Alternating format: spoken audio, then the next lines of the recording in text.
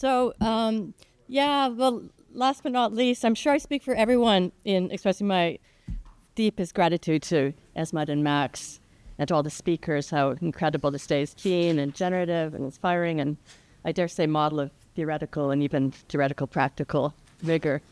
I know the work that's gone into organizing this over and above the usual hassles of conference organizing, and to cite Nasser, talk about wedging open a crack in this repressive institution that showed its face so shamelessly over these past months. It's really just so great to have an event like this. So usually by this point, the 3/4 mark in any conference, no matter how great, everybody's going a little bit, get me out of here. But the energy created today has left us all, I think, thirsting for more. And fortunately, we do get some more. So I've got the enormous pleasure and honor of introducing our two last speakers. I'm going to introduce them each in turn when they speak. So Fred Moten, who's speaking first, if you glance at the program, you'll see that he provided an extremely scanty bio, probably proof of the cliche that this is someone who needs no introduction. But he tells us that he studies the social practice of poetry / criticism at NYU, and I can't resist bulking this up a bit. Fred Moten's the prolific author of many genre-busting books, many of which collaborative, which is shockingly unusual among academics, which also helps us understand what he meant when he described poetry and criticism, or poetry / criticism, as a social practice. So among his solo authored books, we can include Black and Blur, Stolen Life, In the Break, to name only a few. And among his collaborative books, 3 of which co-authored with Stefano Harney, 1 with Wu Tsang. I'm just going to mention the Undercommons, Fugitive Planning and Black Study, co-authored with Stefano Harney, a book that's been transformative for so many of us working inside interstices, the margins, outside the university. And he's an equally prolific poet and spoken word artist, the author of many, I think 9 I counted, books, and a member of the experimental improvisational music spoken word trio with Brandon Lopez and Gerald Cleaver, which has recently released a 2-volume LP called The Blacksmiths, The Flowers. And so without further ado, Fred is going to talk under the title Violence and Physics, Notes on Genocide 4. Thank you. Thanks very much, Rebecca. I want to thank Max and Esme. This is. I was saying at lunch that that I feel like the thing that we're doing today is the kind of thing that I always sort of want to do, but very seldom get a chance to do. And I was going to try to, I'm tempted to make some kind of morally, sentimentally correct formulation that we should all feel bad about the fact that this is the occasion under which we have to do it. But massacre and genocide will have always been the occasion under which we have to do it, so we might as well feel good about doing it, or at least attempt to do it well enough so that we could have a chance to feel good about it. It's interesting because I guess in the absence of any kind of practice of gathering in the way that we have gathered here today in my own academic field, which I say, which is Black Studies, I always sort of valorized what I thought were these kinds of events in other situations.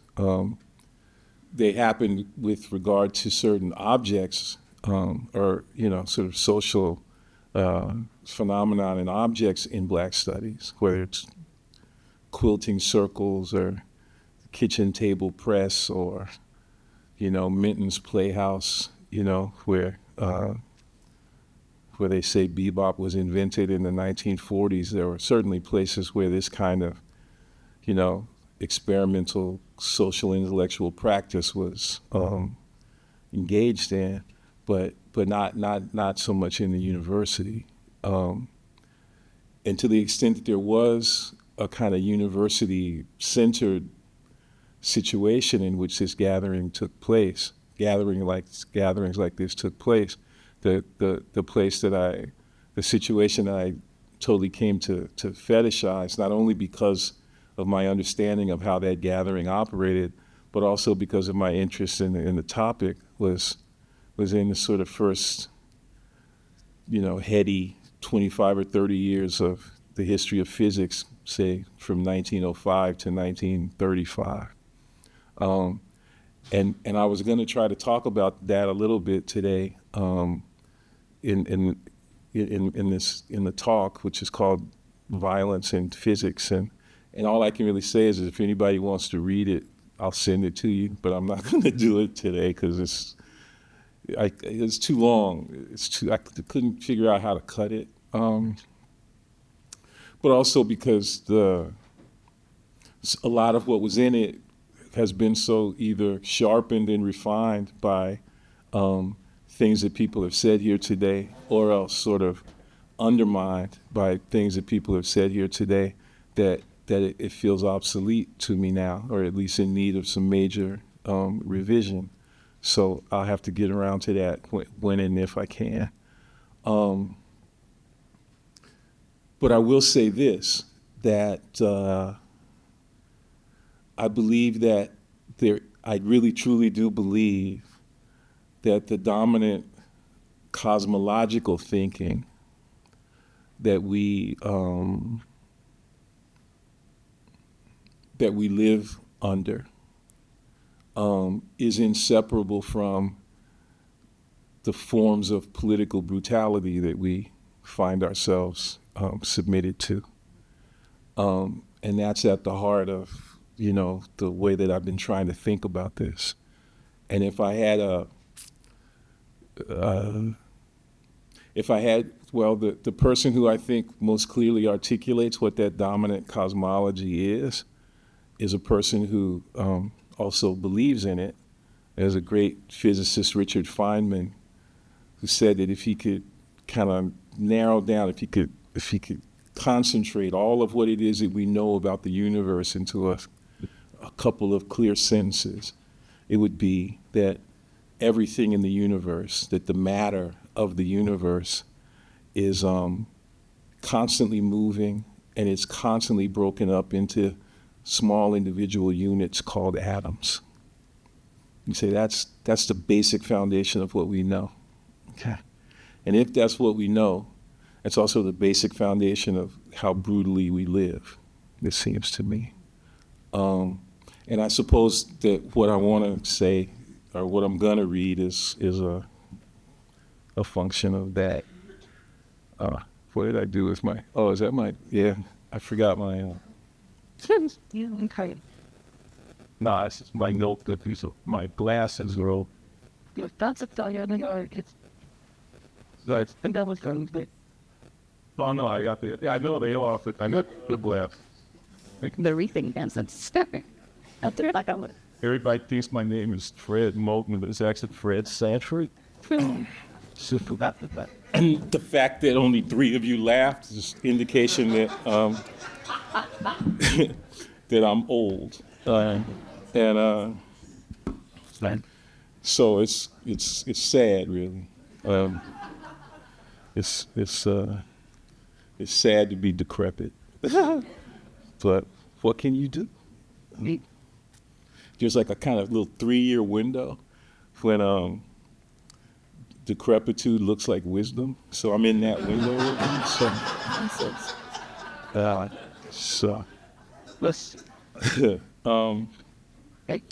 So what I'm gonna do is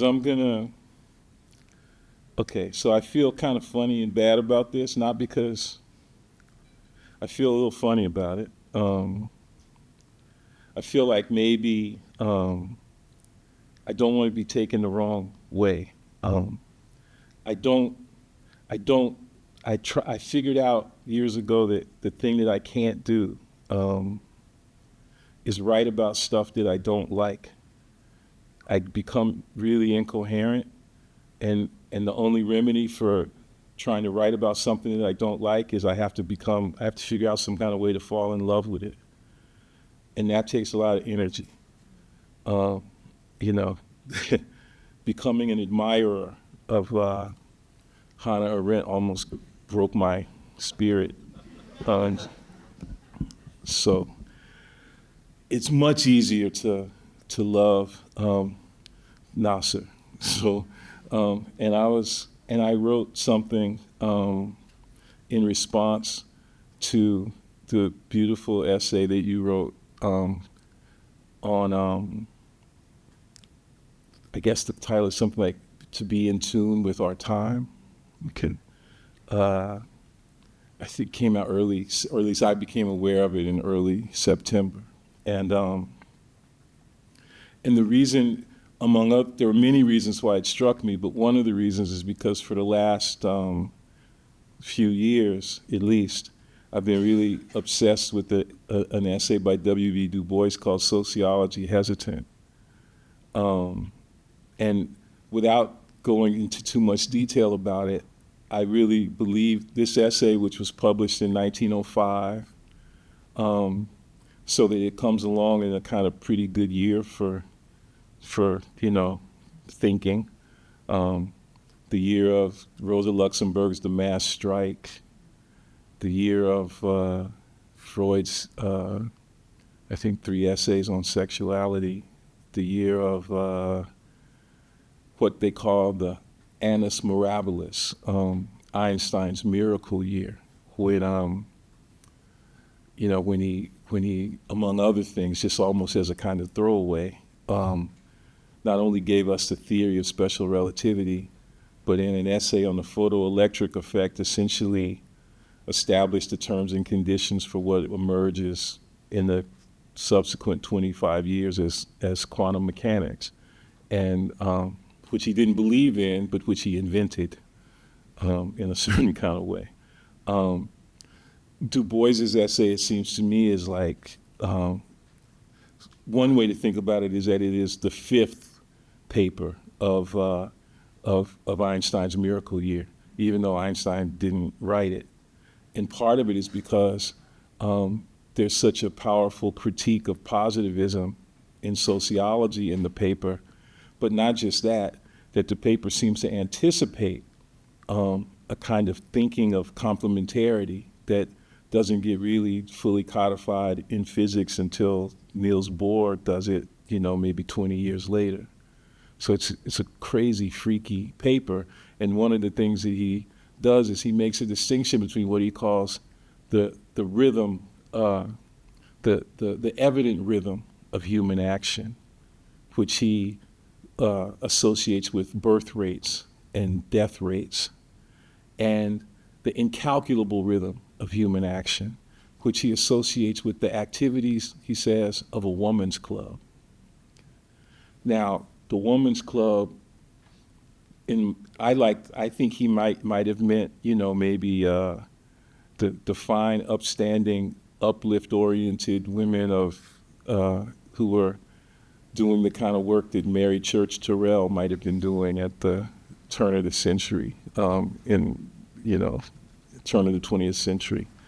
But I like to think that he probably really means, even if he didn't necessarily know that he meant, the kind of work that, Ella Baker and Septima Clark might have been doing, which turns out to be far more proximate to another kinds of women's clubs work, let's say, that Du Bois would certainly not have countenanced, let's say, the particular kinds of interesting club work that Ma Rainey and Mamie Smith and Bessie Smith might have been doing. So, but to find the force of insurgency in what one might call women's work, that's an interesting thing for Du Bois to have done, and it's totally powerful and important that he associates it with incalculability, that he associates it with something that that we might say falls outside of the purview or of the modes of observation that have emerged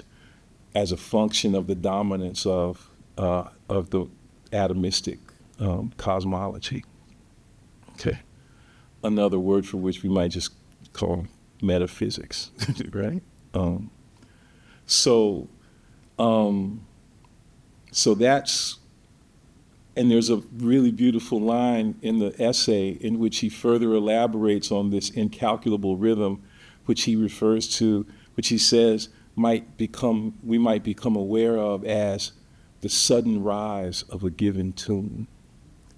So the sudden rise of a given tune resonated for me in relation to Nasser's formulation regarding what it means to be in tune with our times, and which is a quality that he associates not just with anti-colonial struggle, and with and that association, that what it means to be in tune with our times is to be in tune with our fellows, with the people, right? Insofar as we share this engagement in anti-colonial struggle, which is also always an engagement in struggle against the dominant cosmology, against its atomism, against the assertion and the imposition of that atomism, right? Which has a double edge to it, which is brutal and terrible. The double edge meaning, on the one hand, in order to be conceived of as a normative human being or a proper subject, you have to have achieved proper individuation against the grain of an entire philosophical, scientific, juridical apparatus which is designed to produce precisely the fact that you can't ever achieve it, right? Okay. Like this is, let's say, on a kind of existential level, this is one of the fundamental modalities within which of how it is that coloniality works. Okay, it imposes individuation as norm, and then makes individuation impossible. Okay, so I'm interested in this whole question of tunefulness. As it circulates and resonates between Nasser and Du Bois. And so I wrote you a letter, okay?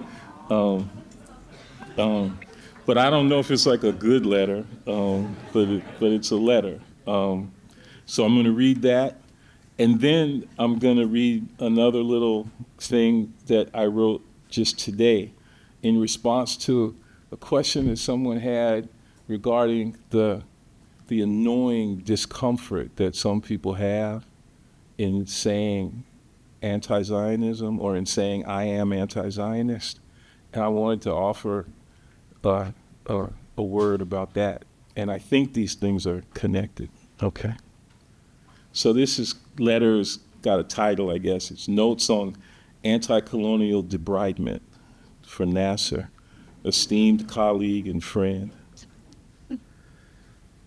I think it's also important, Nasser, before we declare the project of Israel to be over, to constantly renew our understanding that that project is an effect and reinstantiation of the project of the United Kingdom, which is to say that it is an effect and reinstantiation of the settler colonial project, which is to say that it is an effect and reinstantiation of the project of the nation state.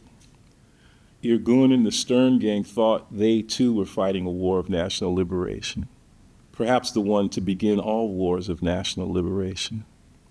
Perhaps in this unwelcome fact, there is something that ought to spur us to consider the seemingly infinite renewability of the nation state's radioactive decay, that insofar as it is always playing its end game and always reproductively improving its brutalities, perhaps its function is nothing other than ensuring the persistence of war, which is to say, the war against subsistence, which is all but always fought in the name of national liberation. What if the fight against war, which is to say the fight against coloniality, which is to say the fight against the nation state as such, cannot be carried out in or by way of a war of national liberation? This is the paradox that is at the heart of what we now live as the tragedy of failed post-coloniality. Palestine is now the laboratory in which this paradox is thought in and as anti-colonial practice, which is, as you say, an everyday thing, a preexistence in subsistence. For me, the beauty of that which you reveal is placed in a bit of jeopardy if we conflate Palestine's and Palestinians' refusal to disappear with the concept of a war of national liberation.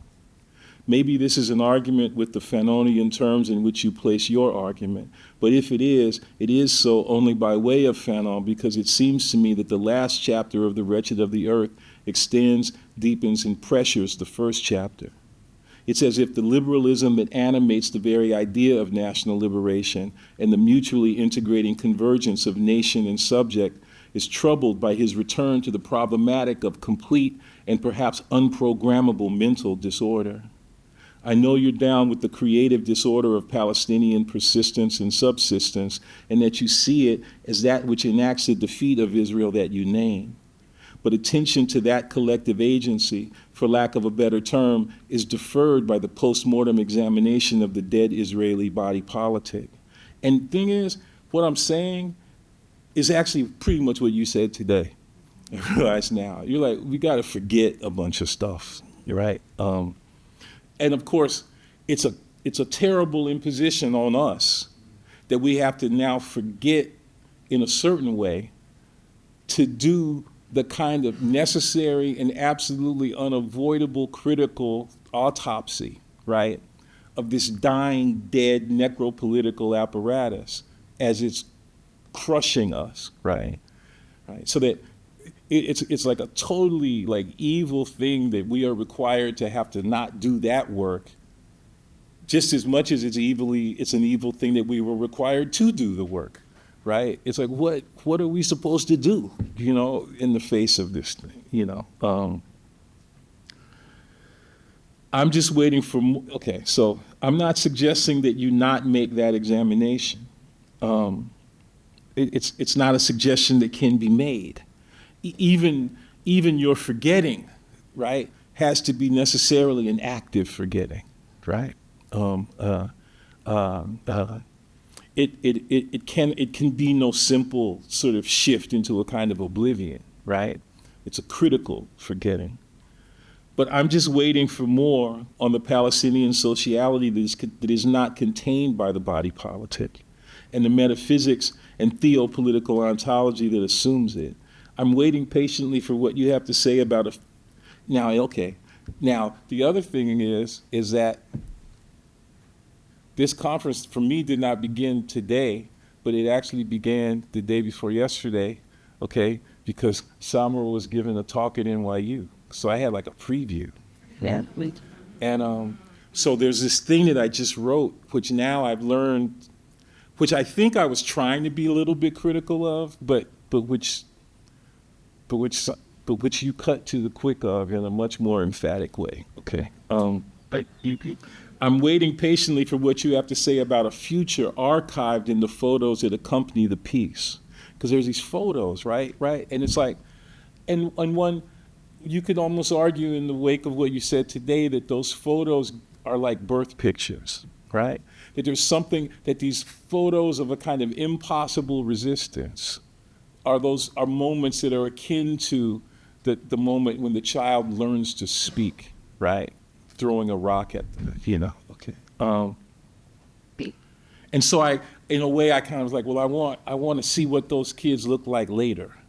I want to see the future, That future is given in and as a practice of presencing, and therefore to envision it most properly is, as Samera Esmeir says, to blind ourselves to it, right? We can't envision, well, anyway, I won't even, it gives us an example for how we who are not in Palestine might also become in tune with our time in refusal of usurping sovereignty's proud time. What if what it is to be in tune with our time is to forego the very idea of mastery over time?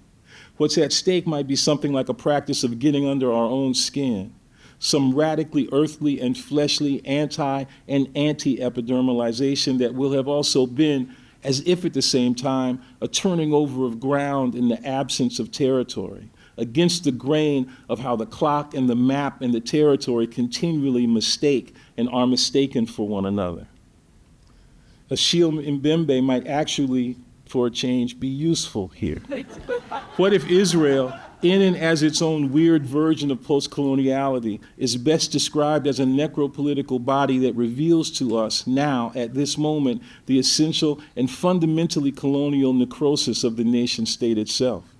It's like we have to find some kind of way actively to break down, to struggle against the necrotic tissue that we carry in our own modes of perception.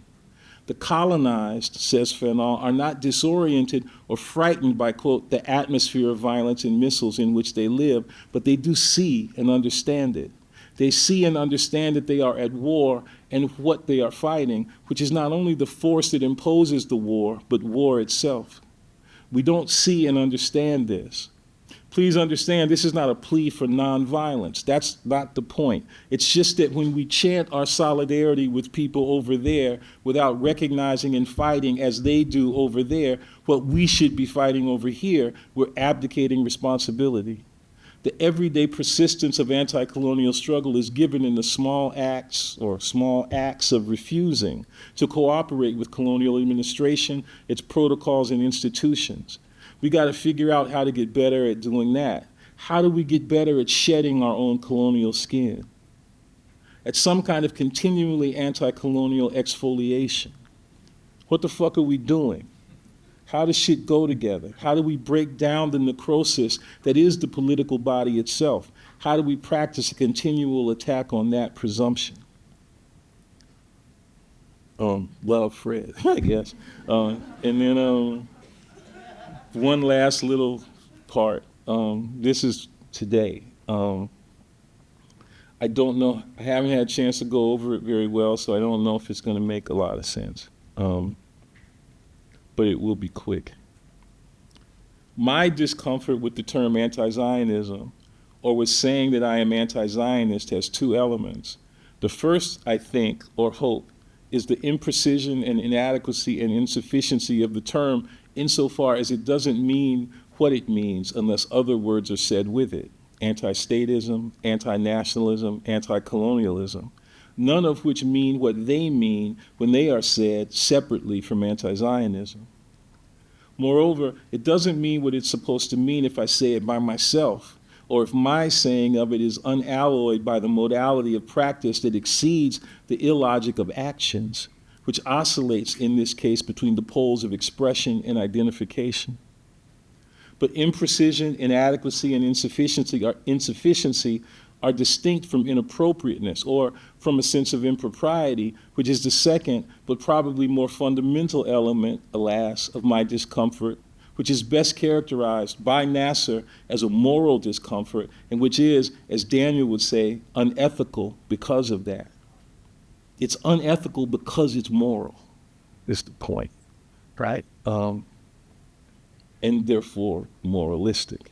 The discomfort comes when one appears to have disavowed a form of national liberation struggle which may well be the original form of national liberation struggle. The term feels wrong because of how it violates a sense of subjectivity that I haven't wanted to know that I have and don't want to have. That form is liberalism, and I hadn't wanted to deal with the entanglement, whether partial or absolute, of liberalism and liberation. The theopolitical constitution of subjects, peoples, nations, states, and worlds is at stake here. And what emerges now is the ubiquitous commitment to, that is given in carceral entrapment within, the subject reaction. And the subject reaction is a phrase that Stefano Harney and I, well really he, came up with. And it's a way of, it is that always justifiable claim that we make on a subjectivity that we are in fact, A, never allowed to have, and B, are always fighting insofar as it is the primary term and condition of our degradation.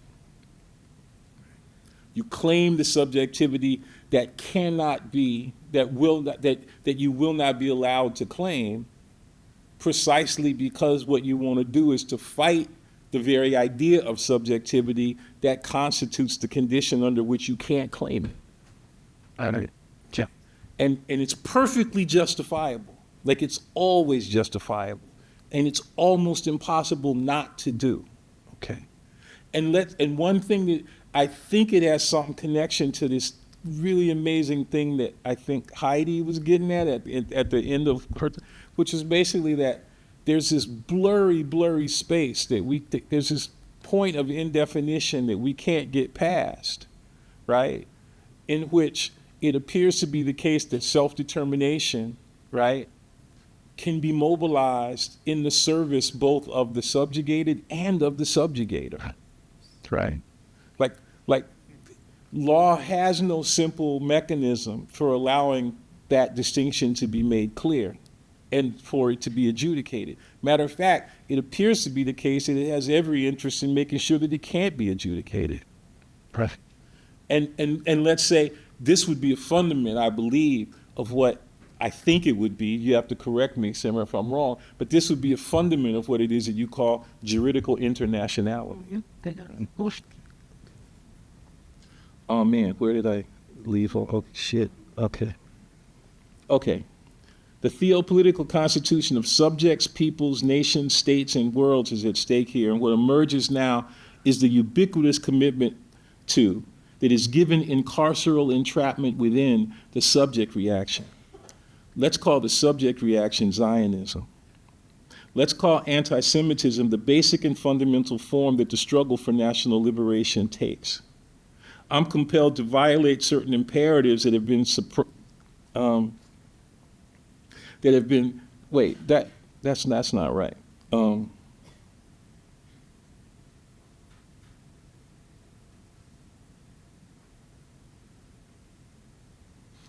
No, I messed up. Let's call the subject reaction Zionism. Let's call Zionism the basic and fundamental form that the struggle for national liberation takes.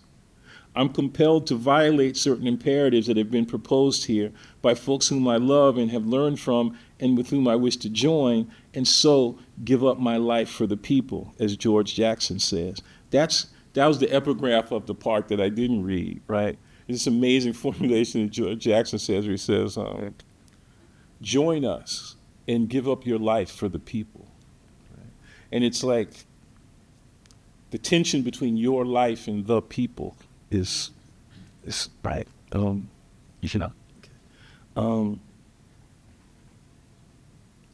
Okay, the rest of this is similar. I'll read it anyway, but it's incoherent. I think I'm in echo of some formulations in Adi Ophir's "In the Beginning Was the State," though I'm against the idea of the beginning.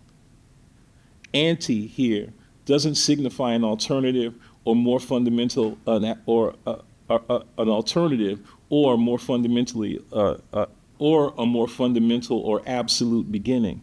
It marks a before that abolishes beginning and ends.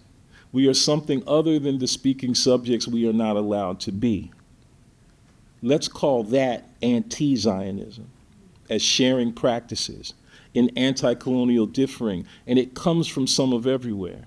Every share, right, which is to say every shared practice, every sharing of practice under the abolitional scrutiny of observance against the ossifying brutalities of observation fades to sharing.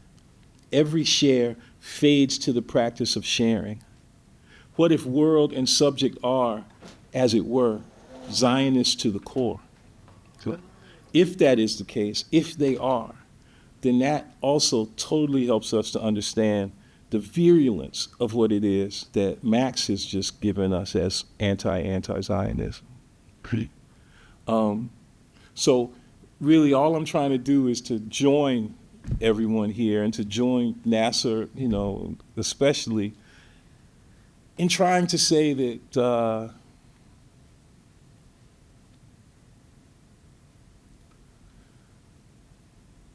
that maybe if we actually can kind of abide just for a minute with our discomfort at saying anti-Zionism, we can learn how to practice it better. Right. And then maybe learning how to practice it better would ultimately be something close to what it is that we might call anti-Zionism, which is to say what it is to practice before the fact, okay, of the brutal cosmological and cosmopolitical imperative that we now are enjoined to survive. So, okay, that's it from me.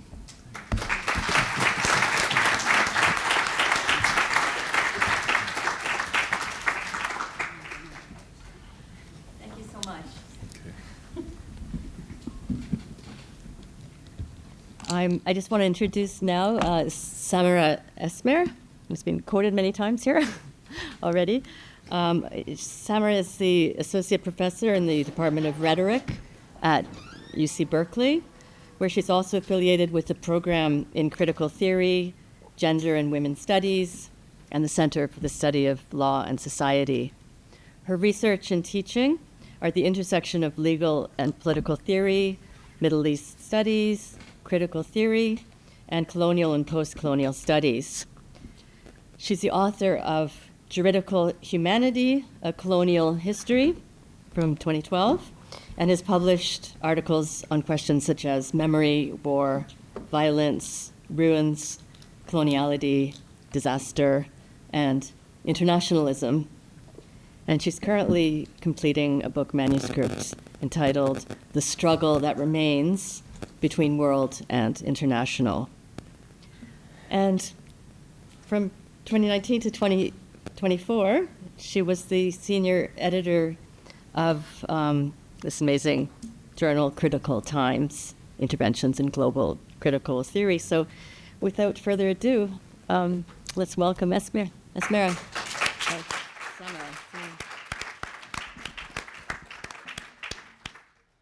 Thank you, Rebecca, for this.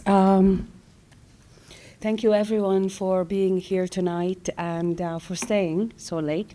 I know you stayed for Fred, but you get me as well. It's difficult to speak after this. And I think some of the key issues that animate your thinking thread, not animate, but, get you to think maybe, are perhaps shared. I will begin with a short account. And so I'll begin with a quite local testimony from Gaza, and then hope to develop something about what it means to wage struggle. What kind of subjects wage struggle? Subjects that are neither sovereign, complete, independent, but also neither awaiting division by the other, because they're already shattered. So if one is already shattered, if one is already destroyed and awaiting further, or anticipating further destruction, what can we speak of these? What kind of struggle can, or not, what are the terms of the struggle, let's say, that emerge, that we can articulate as emergent?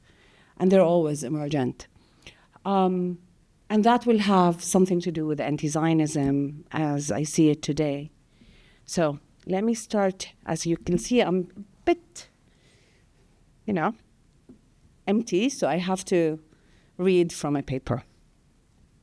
For several weeks, as Israeli soldiers besieged and dominated the area where she lived in Gaza City, a woman in her 70s survived for months, survived and accompanied without leaving her apartment. Destruction surrounded her, but she was spared. One day, the Israeli military forces bombarded the two buildings adjacent to hers. This time, her apartment building was not spared. The two buildings collapsed onto hers. She managed to exit the rubble. Outside, it was another day of carnage. She saw soldiers shoot and kill another Palestinian woman whose body no neighbor was able to rescue. Everyone was forced to flee, she too. Her cousin's house was her first destination. She found no house. She went to her best friend's house. It was no longer. She headed to another relative's. Their home was gone. She looked for more familiar houses. Nothing. After a failed search for any house, any home she could find refuge in, a kind taxi driver drove her to the south, where she was able to locate another relative's house. It was still standing. Her ordeal is not unusual. Others are milder or more horrific. The general outline is by now familiar. Israel has attempted to totalize destruction and displacement. No Palestinian in Gaza can escape devastation and repeated uprooting. The 1948 dismembered strip stands in ruin in 2024. And yet, and this is crucial, Palestinians in Gaza recount their ordeals, each with its distinct signature. For weeks, I am told, the woman survived on almonds, walnuts, and pasta, soaked overnight in tap water, because she, like everyone else, had no gas or electricity for cooking. Walnuts became her only fuel when she ran out of water and almonds. I begin with this account, neither to recount the woman's suffering, nor to offer an anti-Zionist critique of Israeli state violence. Instead, I'm drawn to how, in this example and numerous others, many of which have been published in Arabic, I'm drawn to how the narration of concrete details checks on and resists the totalization of the disaster. If Israel catastrophizing totalizes to overwhelm the senses and remove a possible exit, everyone's fate must be similar. Death and destruction must be totalized. The insistence on recounting a slightly distinct experience posits it, the experience, in advance of the totalizing catastrophe, before all distinctiveness is lost. Paradoxically, even as the narration of an experience is offered as a testimony to the catastrophe's reach and its ceaseless replication to shatter and destroy the Palestinians and their collectivizing land, the persistent narration of distinctive details and the differences between each narration gestures to a singular collective experience that cannot but resist the totalization of the colonial genocidal war. Israel's production of the end of times in Gaza and the dissemination of this end across the rest of Palestine as a threat and practices that prefigure the end is countered by detailed singular testimonies that by describing this end collectively evidence it as yet to totalize. What follows is inspired by this unarticulated method of the survivor's account, which substantiate the catastrophe's details while resisting its totalization. This unarticulated method maintains a break between the life of the survivor, or as I will suggest, the destructible, on the one hand, and the genocidal colonial war on the other. To rephrase, there is a life, destructible life in struggle, in excess of genocide and its remainders. There is a life, destructible life in struggle, in excess of genocide and its remainders. Destructible life is not only the life of the genocide survivor or its witness. It is not only the life after genocide. It is also a life that precedes and coincides with genocide, a collective singular life always already marked by the obliterating project of which the current genocide is only an episode, a life already in struggle against Zionism and Israel. The poet puts it concisely, quote, "Does the bomb have grandchildren? Us. Does a piece of shrapnel have grandparents? Us." End quote. This familiarity with destruction, this anticipation of it, and the resistance to it follow from the rhythm of colonial obliteration. It too, the resistance, has rhythm. And that we also learn from the work of Fred. For in settler colony, obliteration is rhythmic. It neither begins nor ends. Instead, it slows down, accelerates, moves to the background, returns to the center, fades and recurs. Along the way, it takes different forms, from the genocidal to the legal, from the military to the diplomatic. Obliterable life is always in the vicinity of destruction, overlapping with it, formed from its midst, and preparing a clashing engagement with it. Quote, how many times do we end? كم مرة ينتهي أمرنا? Asks the poet. Elsewhere, the poet imagines a dialogue between the world and another person, a dialogue whose object is a Palestinian stranger to the world. The world asks, who told him he was a bomb? The person answers, they shot him too many times. Fragments accumulated and generated energy. He became susceptible to explosion. The world, vacate him from the circle of the world. The person, we've vacated him, but he returned. The world, ambush him at the edge of the earth and push him to the void. The person, it is impossible to get closer to him. He is equipped with a quarter century of tragedy, anger, and explosibility. End quote. I propose then we stay with the explosible, destructible figure. And figure, I'm fine with figure. With a life marked by destruction, with collective singular testimonies that halted the totalization of the long colonial war on Palestinians.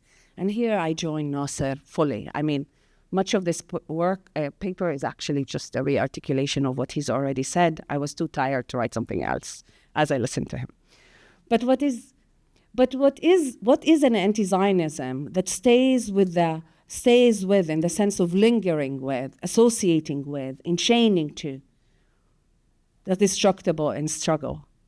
Is it commensurable to the more legible itinerary of anti-Zionism in the West and the westernized non-West, which has been advancing critique, secular, democratic, universalist, humanist, and Jewish, of Zionism and Israel, while positing alternatives for the land of Palestine, Palestinians, and the Jews? Or might this more legible itinerary of anti-Zionism that grounds itself in the ethics of relationality, universality, humanism, diaspora, be at a loss when confronted with the destructible, the explosive? Might it fall sometimes silent? Might it have to retreat in fear or anxiety, or skip over the destructible in struggle by assimilating this figure to the genocided figure, the victim, which is to say, by reframing a life in struggle marked by destruction into a destroyed life? And there is a difference between the destructible life in struggle and destroyed life. So by reframing a life in struggle marked by destruction into destroyed life, unwittingly reproducing the totalizing ambition of obliteration and declaring the victory of destruction. This is my first set of questions, and these questions query the more legible itinerary of anti-Zionism, which I propose to call the itinerary of critique and alternativization, that it offers an alternative future. But there is also a second set of questions that concern the second itinerary of anti-Zionism, which I want to think of in terms of struggle and breach. Does not then, the second set of questions, does not the anti-Zionist critique of obliteration ought to consider the resistance of the obliterable? Otherwise, one neither understands the workings of obliteration nor the resistance it summons and is summoned by. What does it mean politically to be attuned to a life in struggle in the vicinity of death and destruction? How does one orient themselves to a life in struggle? How to touch? And what does that entail? An obliterable life, its rhythms, movements, resistances, against a totalizing but limitless colonial war, against a war that totalizes but knows no defined totality. And finally, what are the dangers of this sense, this touch, this directing of one's mind to the obliterable without assimilating the obliterable into a victim, a critic, a human, or a visionary? How to touch an explosive life? how to be in its company, how to become explosive, perhaps, to follow on one of Fred's thoughts towards the end. So let me begin with the first itinerary of anti-Zionism, which I don't limit to the Jewish itinerary of anti-Zionism. I think it's also secular, democratic, liberal. But it is an itinerary of critique and of offering alternative futures. It's one that certainly does not blind itself to the future. But before I do that, let me just add a caveat about anti-Zionism in Arabic. That we are back to Daryl's intervention at the beginning about the anti-Zionist idea that also Nasser picked up on and was mentioned also in other papers. In Arabic, in Arab socialities, anti-Zionism is practiced without a name. Ideation is unnecessary. Even Edward Said's canonical anti-Zionist text in English, Zionism from the Standpoint of Its Victims, referenced anti-Zionism only once, and in passing when challenging the charge that equates anti-Zionism with anti-Semitism. It is as though the charge of anti-Semitism solidifies anti-Zionist practice and anti-Zionist forms of life into anti-Zionism, the name, the idea, and the one that is consequently attacked, repressed, and policed, as Marx was telling us. But it is also the one, the idea, we must subsequently defend, but now as an idea, not practice. The itinerary of critique and alternativization of anti-Zionism. This itinerary grapples with the question of the Jewish state, its ethnic exclusivity, its dispossession of the Palestinians and their oppression, its settler coloniality, its occupation of the West Bank and Gaza, and its expulsion of the refugees in 1948, and the anti-democratic constitution of Israel, and state violence, and so on and so forth. These are the themes of this itinerary. But what concerns me is not the critique, but is the alternative. The nation-state is at the center of this itinerary. The attempt is to envision an opening of the land to multiple nations so that they can co-inhabit it and release it from Zionist Jewish supremacy and exclusivity. In the Jewish itinerary of anti-Zionism, this iteration, anti-Zionists draw on the Jewish tradition. In many works, including in Daniel's, as it intersects with other traditions, to rework paths of exile and diaspora as framings for alternative co-inhabitations of the land and other lands, which would replace Zionism. In the secular iteration of this anti-Zionist critique, we have a universalist and humanist sensibility instead. There is an invocation of universal values, human rights, justice, self-determination. Here I mentioned that. Justice, self-determination, equality, plurality, relationality, etc. There are too many thinkers to mention in this category, Arabic and English and other languages.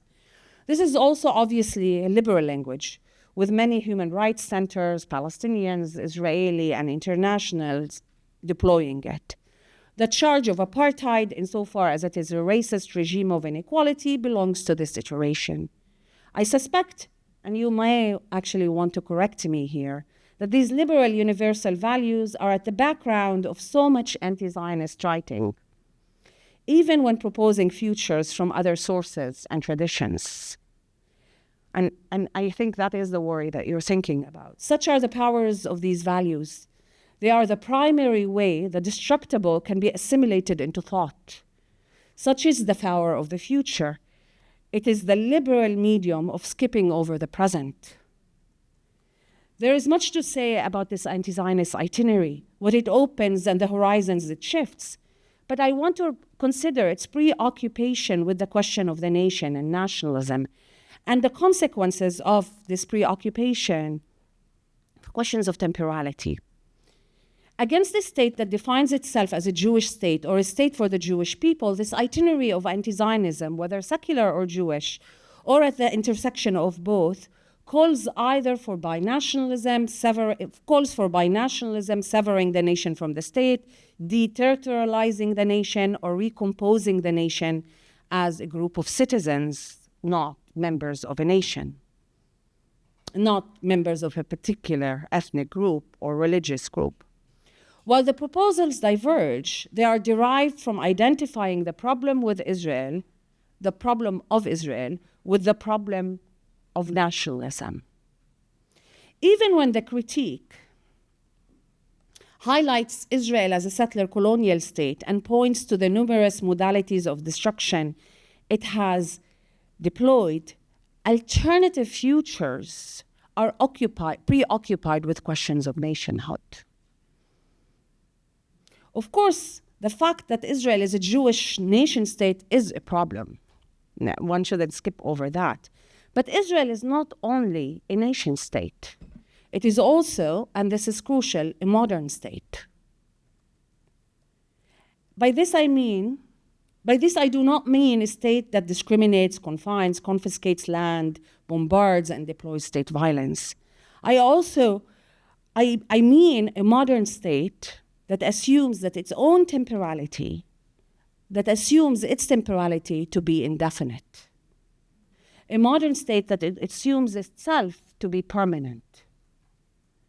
Israel has that problem like any other modern state, separate of the question of nationalism. Michel Foucault traces the emergence of this modern state to the 17th century, when the state arose as an episode of governmentality, which is to say a way of governing and doing things. Crucially, he writes of a new historical perspective that made indefinite governmentality possible, and, quote, the permanence of states that will have neither final aim nor term, end quote. The state was now there to stay. Of course, states died in the 20th century. Many did. We're talking about the theory, the meta-narrative of the modern state. But to continue with Foucault, quote, it began to be called for, the state, desired, feared, rejected, loved, and hated, end quote. This turning of the state into an object of knowledge and reflection gave it an independent existence that relied on nothing external. The state manifested itself by itself. Its time became infinite. This permanence of the state is the engine of its cruelties. Because the state posits its permanence as always fragile and under threat, the state must ceaselessly protect itself. The words of Foucault ring right true today as well. Quote, this theatrical and tragic harshness of the state that in the name of its always threatened and never certain salvation requires us to accept acts of violence as the purest form of reason and of raison d'etat. End quote.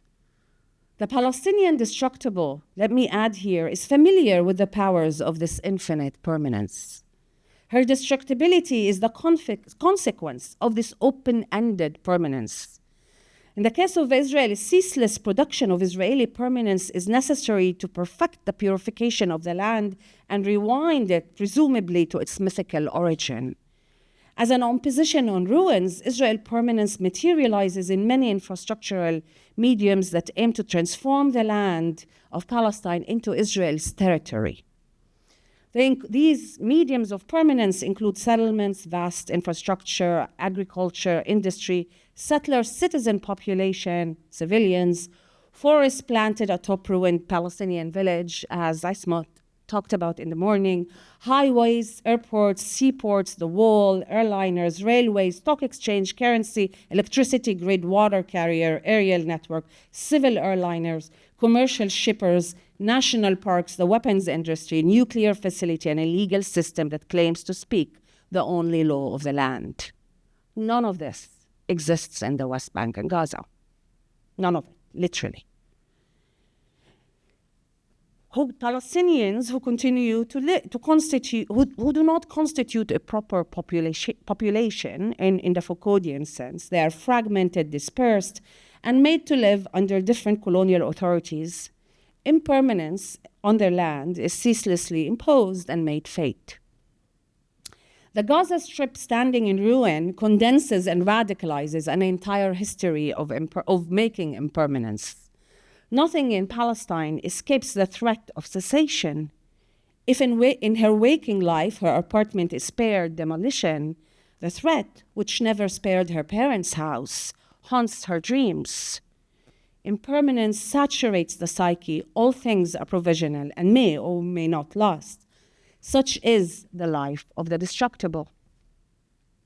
This temporal indefiniteness of the modern state is destructive. The most recent genocide and wave of colonial war was an operation of re-establishing indefiniteness against the destructible's resistance to it. To hold the indefiniteness requires something, therefore, in addition to a futurist imaginary. Even though a futurist imaginary might incite halting, and we need to give space for that. To violate the indefiniteness of the state requires slowing down before moving from the critique of the past and the present to the future imaginary of democracy by nationalism, nationlessness, a new polity, decolonization, etc. Whether Jewish, Arab, or Palestinian, whether secular or grounded in theological or other traditions, this kind of anti-Zionism leaps over its present of writing. It critiques the state only to leap forward into an alternative future. It searches less in the past or the present to confront the present. It cannot think what it takes to breach the state's permanence and indefinite temporality. The practices that take to breach the state's permanence and indefinite temporality. So let me then move to this other itinerary of anti-Zionism as breach. The anti-Zionism of a breach cannot begin with the problem of the nation state. It cannot reproduce the meta-narrative by which Israel produces itself, a Jewish nation state. The anti-Zionism of a breach confronts the project that is Israel, not only in its discursive articulation of itself. We don't do the Arendtian thing, as Fred told me earlier. What if we move from nation state then to obliteration? To begin to think of Israel not as a nation state that we need to critique, but as a project of obliteration, as an institution of colonial war. What if we move from what if Zionism is regional and imperial war as well? I do not mean here to center Zionism as a settler colonial movement over its Zionist representation as a national liberation movement. That is not my concern. Instead, I mean to center the conditions of possibility of a modern state, its making and its maintenance. Over the membership, I want to center that and not the membership of the community of the nation or the citizens. Even though the two issues are intertwined, I want to try to separate them for a bit so that we can gain some insight. Israel and Zionism are obliteration. If we give them a right to exist, we're giving the right to exist to obliteration. Gaza today manifests a Zionist project of obliteration beyond genocide. Familiar to Palestinians in its aims, though mutated in its violent intensity and loss of any measure, obliteration is a Zionist, ceaseless, impossible project that aims to wipe out a place in response to a settler colonial desire to restart the land by digging up a mythical, ancient, biblical, Jewish pure beginning or origin. Images of bulldozers reaching to the underground to unearth the earth in Gaza and the West Bank are echoes of the presumably more mundane archaeological digs in the land of Palestine, where the Zionist state and Zionist society has cultivated devotion to the destruction of the surface of the land so that they can dig up an ancient beginning. For Zionism on such a land, there should be no legible and meaningful traces other than the obliterating force and the ancient mythical beginning. Then, in that ancient biblical past, and now in its modern settler colonial form, these are the only traces. The Palestinian people can only appear as an interruption or an obstacle that must be removed in the face of the authenticity of the historical origin repeated as present. Historical time contains Israel only, everything else is incidental, inconsequential, and therefore obliterable. standing still from the mythical ancient beginning to this moment, Zionist historical time homogenizes and belongs to one group only. Nothing happens other than Israel in its ancient and modern statist name. It is as though ancient existence directly and uninterruptedly authorizes this modern state.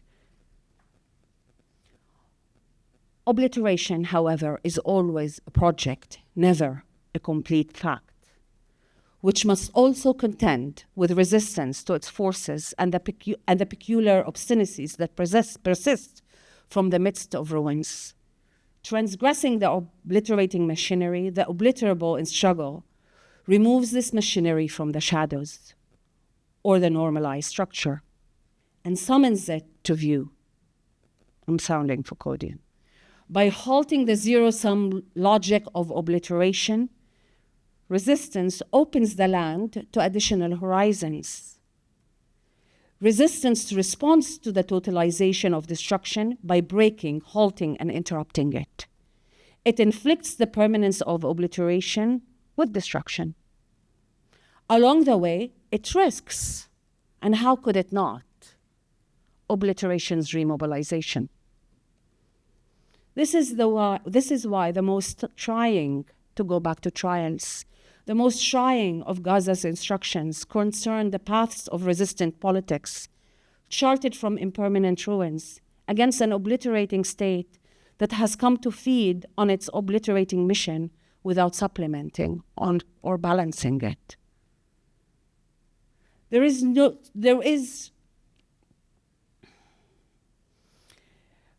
more to destructible life than in Palestine from the river to the sea. The earth is closing not only on the Palestinians, but on those who stand with them near and afar. To make the existence of the settler colony possible, an empty or defeated and pacified territory must be forcibly created. Israel must forcibly create it, both in Palestine and its vicinity. The 20th century settler colony does not only pursue the elimination of the natives and their substitution by settlers, it also pursues the conquest of the horizons and the elimination of neighbors to create empty zones on the surface of the earth to surround it. These zones are security, military, buffer, and no man's land zones. They are at the edge of Israel's extraterritorially fabricated territory. Israel is an extraterritorially fabricated territory. Hence, today, we are witnessing the ceaseless repetition of the extraterritoriality that the settler colony has always been. The aerial destruction of the horizon in Lebanon is a search for a point outside the settler colony from which to secure its existence by looking at itself from a distance. To reach this point and ensure distance from itself, Israel wants and fails to exercise absolute power over the horizon, the very horizon from which resistance, in this case Hezbollah, accumulates to defend the Palestinians. However, as it destroys the horizon while searching for a point to secure its own settler colony, all the settler colony can confront is another horizon. Henceforth, it must secure another distance and destroy another horizon, reaching to our classrooms in Canada and in the United States.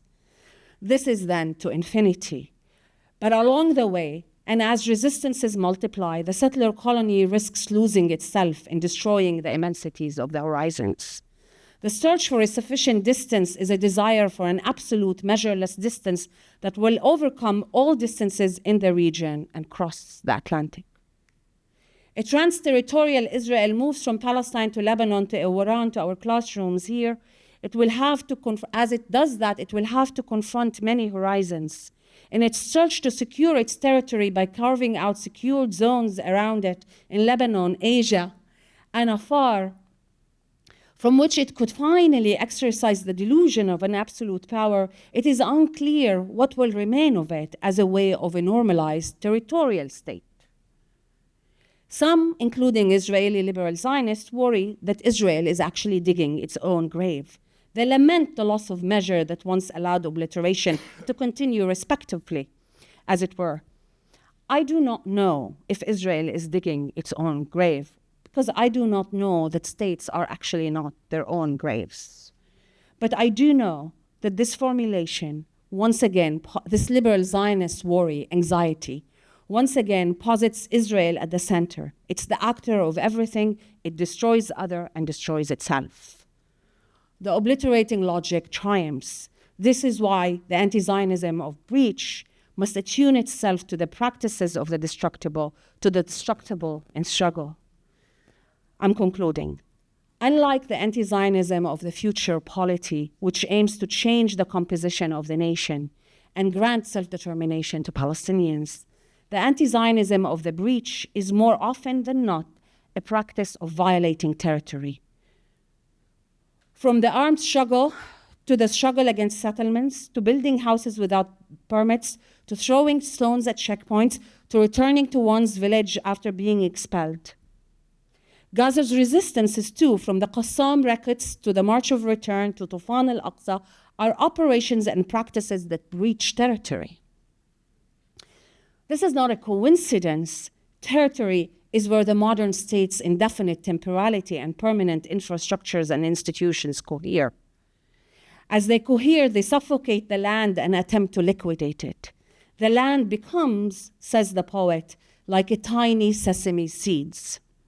It is colonized, torn, destroyed, suffocated, and enclosed. But the tiny sesame seed that the land is also immeasurable and therefore inappropriable. It becomes the stuff of the struggle of the Palestinians who do not possess the land but are in its possession. Because the land is the background against which state territory is carved out, land is also a breach of territory. Land in this sense is not ancient. Land is resistance to territory. Land not in any measured sense, not as an economic resource, but land as the tiny sesame seed. Because it is not territory, land is also not from the river to the sea. Land is the animation of the fenced-off horizons. Lands includes Palestine and its vicinities, and the vicinities of its vicinities. The anti-Zionism of breach recognizes the enormity of the territorializing power ruining the land of Palestine. The destructible in struggle carries the ruins of the land. Because she is not of the people of the state, she is neither statist nor static. She moves, endures, and repeats. Her prose is of an abundant world, not a world to be made, but is of an abundant world that is not ours. It requires that we think of no world as ours. عالم ليس لنا, a world not ours. Thank you.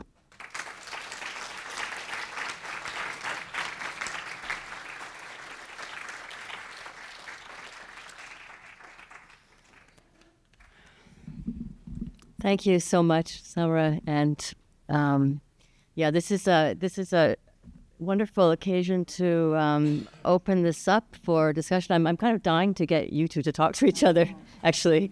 But maybe first and along the way, we'll open it up to questions, comments from the floor.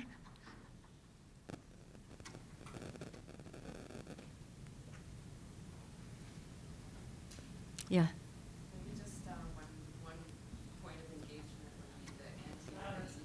Yes. Thanks so much for that. It was beautiful. Just thinking of a point of engagement that I would love to hear, following Rebecca, would be the anti with an E, and or future, the futurities. Thanks. Like the temp, yeah. Thanks.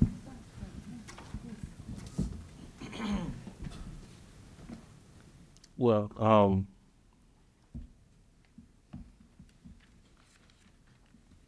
the anti with an E, I think,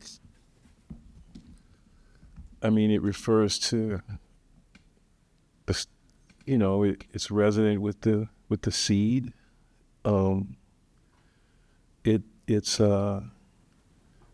It's before the beginning. I mean, it's before any beginning,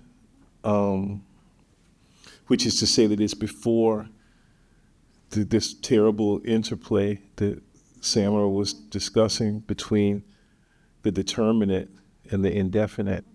the indefinite has to have a determinate beginning. It continually digs for it, as you say. And this is before that. My teacher, Nathaniel Mackey, talks about it in this sort of really brilliant way. An insistent previousness evading each and every natal occasion. And that's part of what the anti indicates. Absolutely. I mean, it resonates. Are you done? Yeah. No, are you sure? Yeah. Are you sure? I think it also, I mean, what you said, Fred, earlier about cosmology,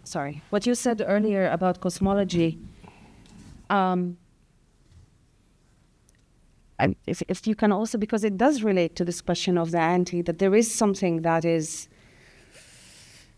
I don't know, when we think about worlds, when we think about that abundance, that thing that is before. In my paper now, it was land before territory as well, right? Mm-hmm. Mm-hmm. So it was that thing that we also do not control, do not make as humans. Yes. What's that? What would be the other cosmology other than the atomic one? Well, one way to put it in a certain kind of physical language would be that it's a cosmology that is undetermined by any sort of sense of an absolute singularity. Mm-hmm. So, but this is, you use the term singularity, or this beautiful notion of a collective singularity, which is to say it's literally an anthology of details, yeah. A collection of differences, and it seems to me that it's all bound up with this sort of beautiful but also terrible interaction of sharing and sharding, right? But that this anthology, or this bouquet of details, it strikes me that ultimately it also is incalculable, immeasurable in that way that you describe, and it's not countable.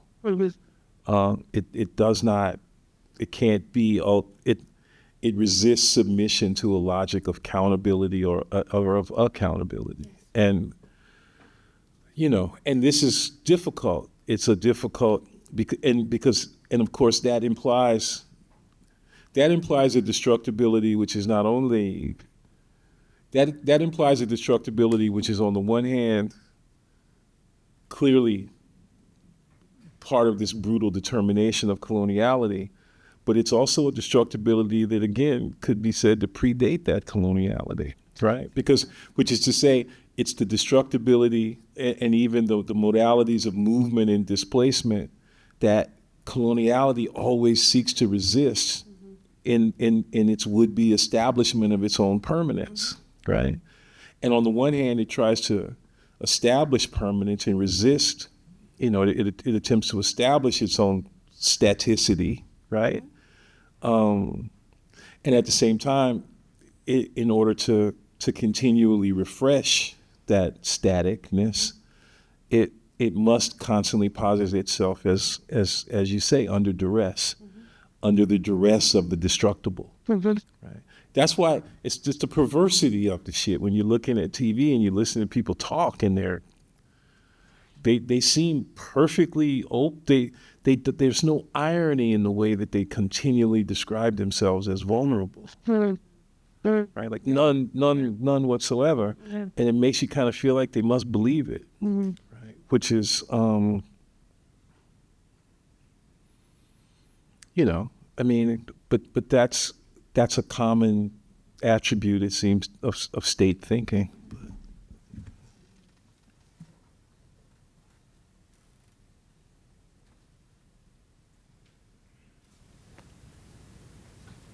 Well, people are.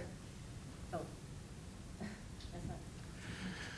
So this may not be totally coherent, but first I want to thank you for bringing us to this point, which in a sense is totally grounded in Palestinian activity and work, and we've completely moved away here in this panel from any language of Jew and Arab, right? And we've arrived at a completely different place in terms of thinking about this question of anti-Zionism or an anti-Zionist idea or anti-Zionist practice. And I'm struck in what you're saying, in the sense both, Fred, when you introduce it as, well, if you're anti-Zionist, you're going to be anti-colonial and anti-national and all these, you're going to have, this is going to be necessarily attached. And Samera, in your discussion of the extraterritoriality of Israel, which the world contends with, and I'm also thinking about Daryl's, earlier thinking of, well, the whole world is victim to U.S. imperialism. So that's probably not enough to have us think about anti-Zionism. At the same time, here we are, for a long time, some kind of anti-Zionism has been the world's understanding of Israel. When it's beyond the Western world, let's say the non-Western world has recognized Israel as for its political activities beyond its borders, whether it's support for apartheid South Africa or for its support of the right in Latin America and so on and so forth, but also a recognition of the situation of Palestinians. It's been a well-known idea. And then we have the situation today, wherein, as you say, there is this absurdity of the continued vulnerability that Zionists believe, and a world that's increasingly unwilling to take that at face value. It's a non-Western world. And the way you're describing the situation we're in, I'm feeling a lot of sort of world historical pressure on the Palestinians. But at the same time, there is this rest of the world for us to live with. And I just would like to hear you say something more about that, if you can. Well, I want to say,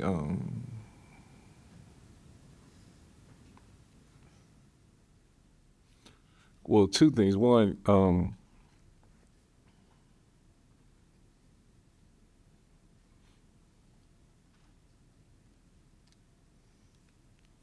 that when one speaks of the what do you call it, the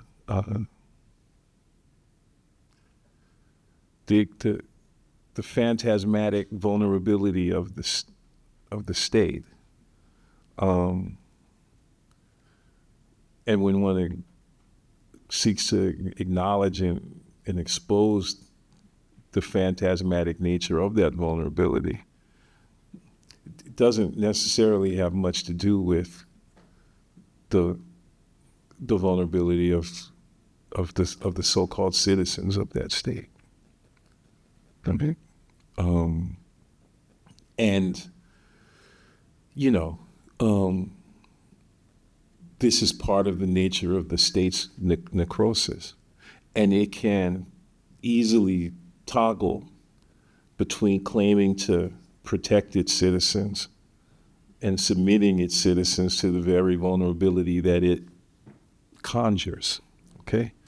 And when I say this, I'm obviously, one can say this with regard to Israel, but Israel isn't the only place where this mechanism occurs, okay? It occurs here, And part of what that means is, look, some people have no choice but to engage in a deep, deep understanding and analysis of the destructibility that they bear as the figure of the destructible. And a lot of people like to try to get away without having to do that work. And one of the things that happens when you try to get away without having to do that work is that you abdicate that responsibility and you impose it on other people. you impose that responsibility on the ones who are willing to bear it and who have no choice but to bear it. Right. In other words, you abdicate your own anti-colonial, anti-state responsibilities. Okay. And certainly, look, for me, this is the reason why I think it's, again, I think this is something that was implicit, in what NASA was saying, but everybody, Daryl too, is that,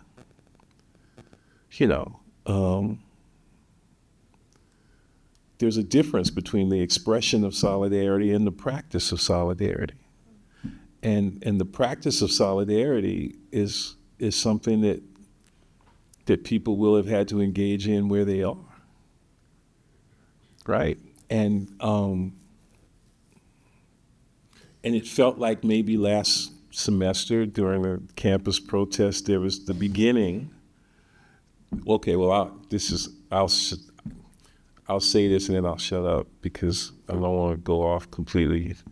But it felt to me like, at least at my university, there was the beginning of a sense of awareness of this, that people wanted to move from expressing solidarity to practicing it where they were. That people had begun to recognize that they too were, let's say, in the process of being figured and produced as destructible, right? That they began to understand this. And it wasn't, I don't believe it was egomaniacal. I don't believe that it was part of some shift of awareness or shift of care or shift of feeling or of commitment away from the specificity of the Palestinian struggle. For me, it felt like a deepening of that commitment. Okay. A willingness to practice it where you were. And I felt this among students. And I feel, and it's depressing for me to say that that practice, that emergent practice, found its most adamant regulators, not in the administration and not in the police, but in the faculty. And so I guess what I'm saying is, I think it's absolutely necessary to refuse and to resist this abdication of the responsibility for anti-colonial practice and to simply impose it on Palestine and on Palestinians. And I just wanted to give that example as a particular instance of the egregious nature that can take. So. Esme, if I understand your question correctly, it's worrying that the burden that would be sort of put on the Palestinians facing what we have been facing for decades, for a century, and then there's a world that enters with it, there's modern states, there's something, and to go back to Daryl's argument in the morning. So I understand the worry, but I do want to just shift maybe the scale slightly. So rather than think of the world as space, think as the world as also emerging in these moments of encampments of different students coming together. And that's augmentation. That's sharing in the burden, in fact. That's the world or different, people coming in and augmenting. And so there is that. And so to go with that sort of condensation, I'm interested in condensation, we can think then of Palestine, it condenses at this moment in time. In the past, in the 19th century, certainly Palestine did not condense any of that. I mean, it had its troubles, I can talk about them if you want, but it's not a condensation in the same way as it is today of the troubles of this order we live under. So if we think in terms of condensations and then echoes, then it's something else, right? Then it's not burden you have of the rest of it. Then it's fight you fight, and others participate, and the fight has echoes and speaks to. So that's how I think of it. I don't think of it as diluting it in the sea of issues. And I don't also, by the same token, I therefore don't seek any uniqueness to the Palestinian that condition that requires urgency. And I'm actually shocked sometimes that certain people who have in the States, who have urgent issues, like the homeless population in Berkeley, came and, okay, they wanted to encamp with the students, but that this became their issue. And so it's sometimes humbling. And that's what so if it's not about the whole world, but if the world is, appears with Joes, and if we think of it in other terms, then it's something else, I think.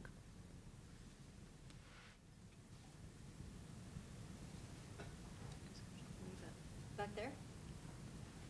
Yeah, you.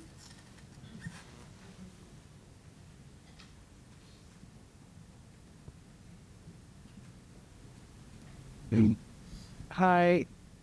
Thank you both for such a thoughtful presentation. I just wanted to ask if you could go back to the idea that you mentioned in your presentation about the entanglement of liberalism and liberation. If you could speak a little bit more on that.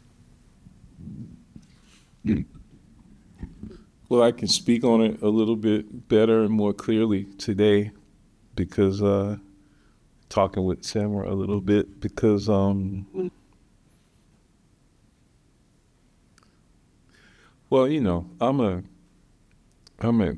I guess what I really, I'm an English major, and I think it is necessary to pay attention to the words and to the history of these words, and on the one hand, I think, there's an obvious connection, etymologically and semantically, between liberalism and liberation. And I think that that connection is enough to give me a little bit of a pause. But I also think that, the uses and the practices of language, the practice of languaging, as a colleague of mine used to say, opens up space for struggle with regard to these words and these meanings. And so that, for instance, there might be, there's a practice lurking and lingering in the word liberation. And if we can manage to make that practice interminable, if we can detach that practice from anything like an arrival at freedom, given the nature and the ways in which freedom is seemingly always tied to some kind of state thinking, given the way that, for me at least, freedom is always haunted by the other side of its coin, which is slavery. If we can keep activating that practical aspect of liberation, then maybe it's possible to stave off its, engulfment in liberalism. But I don't think we can stave that off unless we are attuned to the danger of that connection. And it seems to me that, the so-called post-colonial world for the last 75 years has just been a vast laboratory that lets us know what happens, right, when liberation devolves into liberalism, or neoliberalism, if you want to get that way cute about it. So that, I think, is really, that's important. And it, yeah, so that's.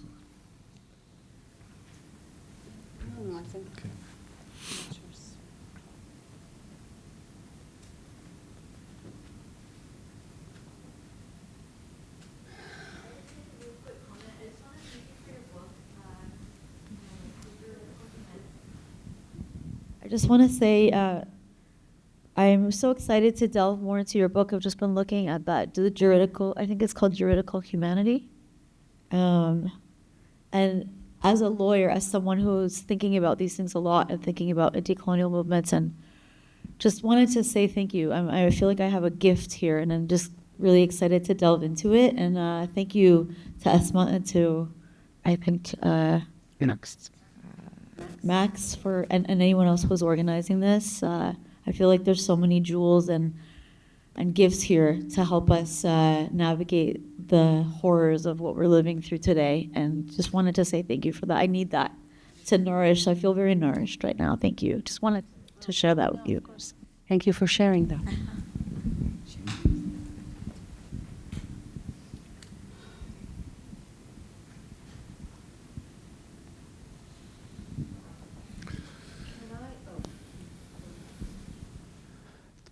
Thank you. I guess just one of those questions to ask to hear a bit more. Samira, you said that Israel is an extraterritorial fabricated territory, and I just wanted to ask you to say a bit more what you mean so I understand it a bit better. And in part in relation to the temporal of the nation state, which you both, I think, touched on in different ways.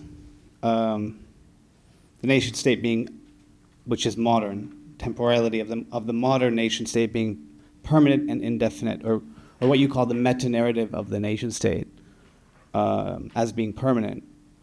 And I'm just wondering about the tension of that with Fred's statement of the nation state as being radioactive decay. And so there's a kind of temporal tension that I just wondered you could say a bit more of together, selfishly. And thank you so much.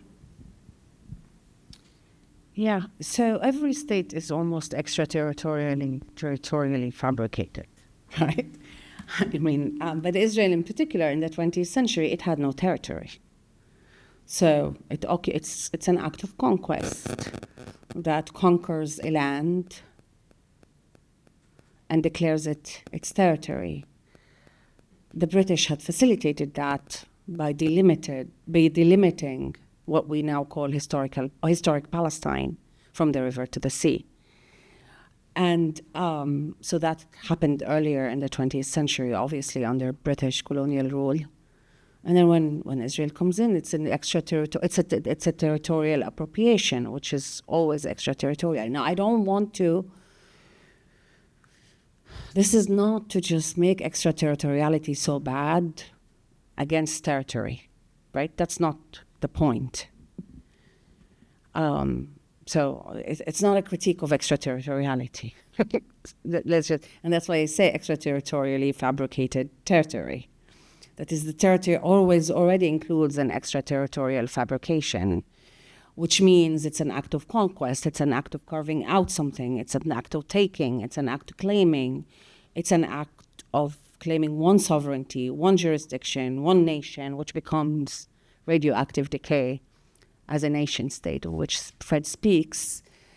And therefore, and then the second point, permanent destruction, the permanence of it is radioactive decay. Yeah, it's also radioactive decay in that it's precisely that permanence that must be protected, that must be both made and maintained, and because there is resistance and there is struggle, so maintained over and over and over again. So it cannot but become destructive. There is no other. It cannot secure itself. It must always. Now, Israel is probably a bit more extreme today than other places because of the immensity of the struggle and the resistance against it at this moment, that it must constantly destroy.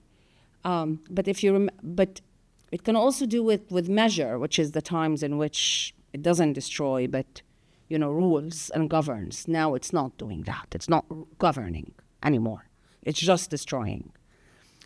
But both governing and destroying are acts of maintaining permanence. In that sense, they are also destructive. In that sense, they might also radiate, you would say?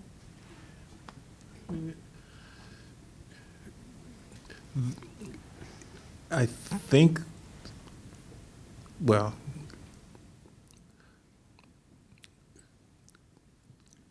the condition of permanent destructiveness has a self-destructive component to it, a self-consumptive component to it. And it means that we maintain, we are still held within this time, this history, this moment of conquest, which is also indefinite. It's, in other words, to say that the state is indefinite is to say that this practice of conquest, this, is also, it doesn't end. It doesn't stop. And that means that there is a necessarily extraterritorial element to the fabrication. And then there's also an intraterritorial element to the fabrication too. And they go together. This whole last 2 days, but even before then, there's a phrase from a really great thinker named Nahum Chandler that's been going in my head. And it's the first sentence from chapter 4 of a book that he wrote called X, The Problem of the Negro as a Problem for Thought. And he says, actually no, it's from the well, the term he uses is it's from the anacrusis of the book, which is a cool term, sort of prefatory term that he gets from music and from Cecil Taylor. He says, we must desediment the dissimulation of a war. Okay? And that's the permanent destructiveness. And he says, we must desediment the dissimulation, not that this war is continually denied. There's another good Foucault term, conquest denial.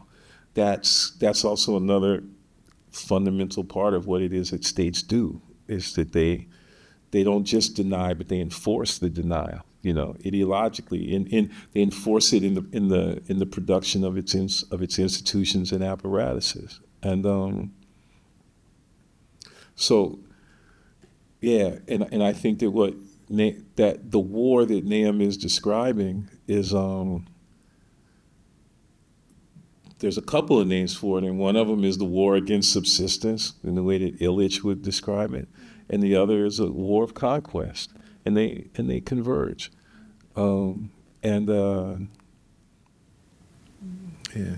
So. No, just to leave it for a second. I mean, just a side note that this idea of, this indefinite, this projection towards the future, this destructive future, which the destruction has to be indefinite and therefore can never stop. I mean, this also requires a constant supply of destructible life. Mm-hmm. So. There is one point that Fred said about then it consumes itself, right, in this endless conjunction. And that is what people say today, right, that Israel is actually, it's the death of Israel is going to happen with that becoming just a destruction machine that has nothing else to supplement it. Just pure destruction machine that is doing nothing, that is not governing, that is not trying, not even governing its own people, right? Like its own, Jewish Israeli citizens in that sense. And so there is that. But I think we have to be just a bit careful, because destruction does not always take the means of colonial war, does not always take the military means, right? And so diplomacy, law, legal measures, all of these are not peace processes, right? Apartheid. All of these are not military destructions, right? They're not physical destruction necessarily. They're other kinds they maintain destruction. They maintain the results, and they're supplements. I think of them as supplements to supplement an obliterating machinery that otherwise loses itself in its own obliterating drive, right? And so it needs something to tame it, to measure it. And I think that's what liberal Zionists today are worried about. Mm-hmm. That is gone. Apartheid is no longer. It's genocide. And so apartheid, that could have saved Israel is no longer, right? That could have saved Israel in that it's sort of stabilized something. And it's not, it's an attempt at governing, segregating, putting people in place. It's not killing them and bombarding them and bombarding them again and killing them again and killing them again and killing them again. And so, and I think liberals today are anxious about that loss of measure and loss of, what I call loss of measure, that no supplements, there is no supplement to pure destructiveness. Obliteration takes on destruction, physical destruction, but also these, deploys all these other means. And today Israel is sort of just doing one. It's hooked on one, or primarily on one technology of obliteration. The worry is, of course, for anti-Zionists, is that we turn back to those other measures, sort of the legal, the diplomatic, the peaceful, the apartheid, and begin to find in them sort of thinking that they constitute the solution, right? When in fact they supplement in periods of less military destruction so that the state can save itself from consuming itself in constant destruction. That's what I think. Go back to the good old days of apartheid. Yeah. Well, that's what might happen, right? Yeah. Go back to the good old days of apartheid if it wants to redeem itself. It may not redeem itself. No, there was a very distinct moment in that I lived through, with how in the analog to that, so to speak, in Black studies, for that there was in the Reagan era a kind of nostalgia for segregation, right? There was a really horrible book, I can't remember the name of it, that was sort of the lead sort of voice in that discourse, but another sort of more surreptitious voice in that discourse, in a way, was a book by Henry Louis Gates called Colored People that did that work. But see what it mistook maybe the thing that animates that particular kind of misprision is too sharp and too definite of a distinction between apartheid and genocide. Yeah, which the Apartheid Convention, by the way, brings together. Yes, because the genocidal nature to the extent that one can speak analogically about what happens now in Palestine and what has been happening with Black people in this hemisphere, particularly I would say in the U.S., Canada, Brazil, places such as that, is that the nature that genocide takes is in the form of segregation and in modalities of colonial administration, and the formula is that we will kill every one of you, even if we can't kill you all. Yeah. Drag. I mean, I said this many times before, but it's like I know that, my mom died on her 66th birthday, and on the death certificate it says cause of death is heart failure, but the cause of death was anti-Blackness, and I will die of anti-Blackness, and my kids will die of anti-Blackness. The only thing that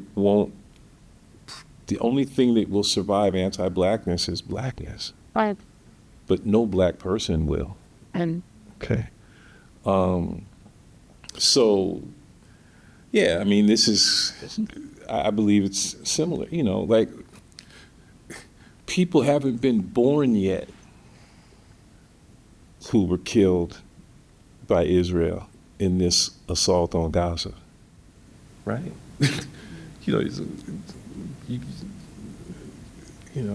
There will be no accurate death count. Okay, so, yeah.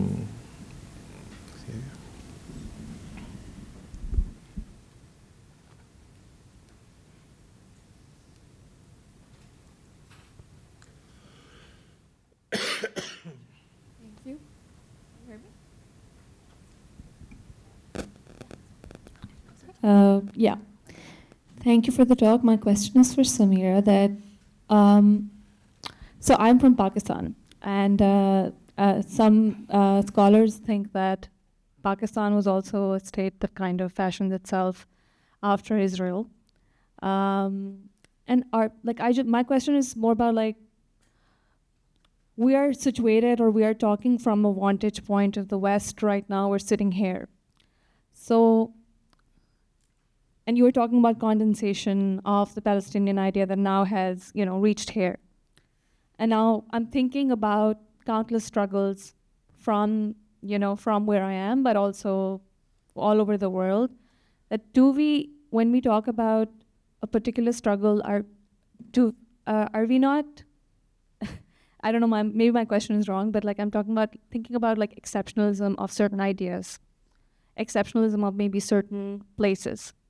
Thinking of Israel as an exceptional place also sometimes I feel like it's damaging, maybe because we're speaking to a certain audience.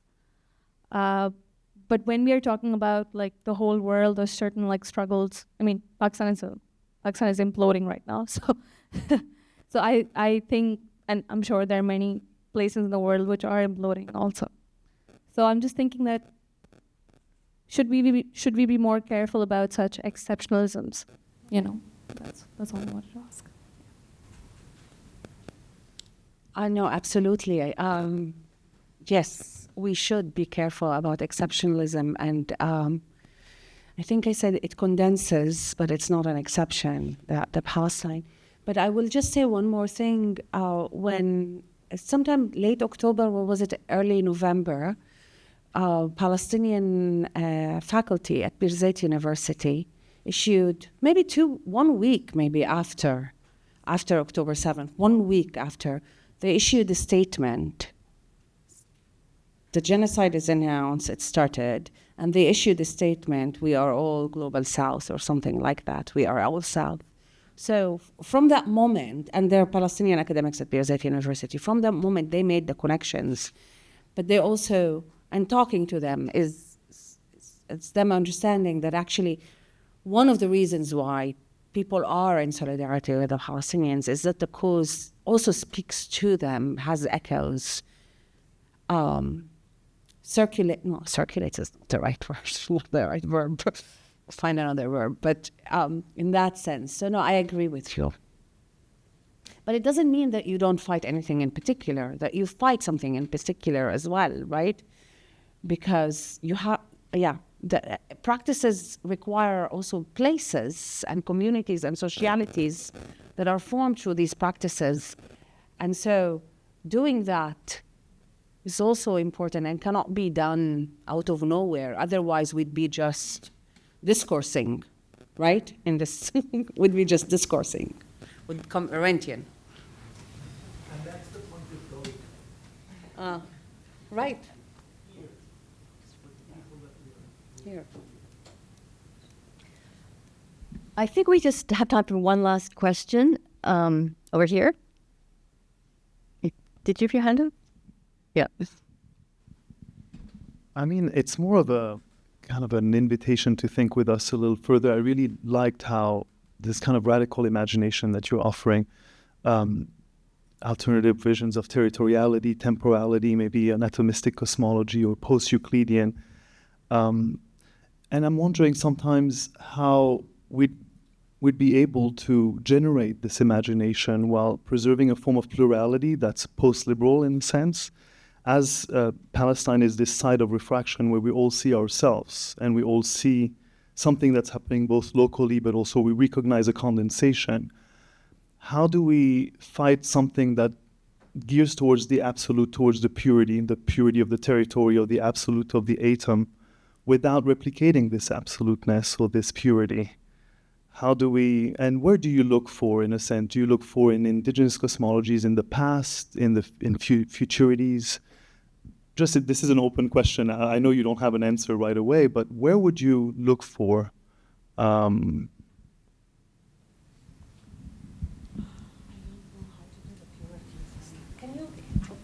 can briefly maybe address the second bit of it. Yeah, maybe, of course. Fred, you have more thoughts on the first part of it. I don't imagine it. It's not an imagination. It's a tracking of practices and of ways of living. And so it's not purity either for me. If I understood it correctly, I'm not sure I did, maybe. And so it's actually ways, and it's also not idealistic either, right? It's also not less practical than other options. It is the most practical because it is most practice-based. And so it is the way people live and fight and struggle and go about resisting and go about moving. It's just that we tend to attribute less importance to those practices. Well, with the armed struggle, because it's terrorism, so you can't attribute any importance to it that is political. You can only think of the violence without the political creative work that this violence is doing. Not in the sense of the emancipatory violence, not in that sense, but in how it's moving, what it's doing, what groups it's bringing together. A wonderful PhD student that just graduated from Birzeit University, PhD program, Aboud Hamayel, just wrote a wonderful dissertation about the cells of the Second Intifada and the creative work, the underground work that those cells, these militants and, active members of an armed struggle did, and the friendships they formed, and the enmities, and what happened in the political subjectivities that got cultivated in this. And it is just, he's looking at that. The minute you decide to, put aside this question of terrorism, legality, legitimation, and to actually study something, that emerges. It emerges. It just needs eyes to begin to sense it, to appreciate it. Maybe it needs an eye of an artist or an anthropologist. An attunement. It certainly cannot take the eye of a lawyer or a political theorist all the time. So it takes training. My students train me. So, but it's, so it's there. Teaching for you, like teaching, mentoring is a way for you to get to these practices. And no, but it's also talking and being in the company of. No, it's not teaching. No, I'm not the holder of it. Of course. I live in Berkeley, so I'm like certainly not the holder of it. I go back to my place in Ramallah every time I enter. I'm a repeat criminal because I'm not supposed to be entering, but I enter every time to my apartment, which is my place. So I'm a repeat criminal. In that sense, yes, I am a holder of that knowledge of repeat criminality, of repeat offending. Oh, someone who's a repeat offender. Right, that's the rhythm of it, I guess, repetition, right? It's practice, it takes practice. You know how to cross the checkpoints with confidence, even though, you shouldn't be entering. So it takes that, right? And so it's not some mysterious, it's really not. It's socialities that, in the case of Fred, I assume it's that exists, that you can, and that exist, I don't mean exist, I mean that you can, constellate, that you can look at and constellate and think through. And I think if I do anything, it's to constellate these practices together.